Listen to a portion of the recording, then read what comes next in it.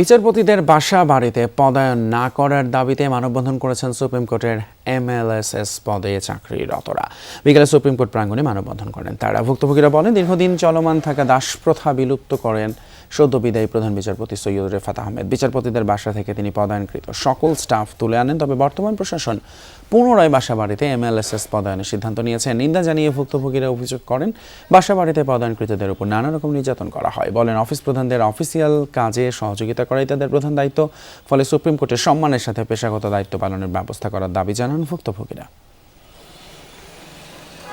রান্না বান্নার কাছ থেকে শুরু করে যাবতীয় সবকিছু আমাদেরকে দিয়ে করায়। আমার বিচারপতি স্যার আমাকে ডাকছিলেন, উনি আমাকে বলছে যে বাসায় না গেলে আমার বিরুদ্ধে তিনি অ্যাকশন নেবেন। কাজের লোকেরও কাজ করতে হয়, আমরা সরকারের চাকর, তাহলে কেন আমরা এতটা নিপীড়িত নির্যাতিত হব? আমরা যখন যোগদান করেছি তখন সার্কুলার ছিল না বাসভবনের ডিউটির বিষয়। আমরা এই দাসপ্রথা থেকে মুক্তি চাই, আমাদের সকলের একান্ত দাবি এটাই।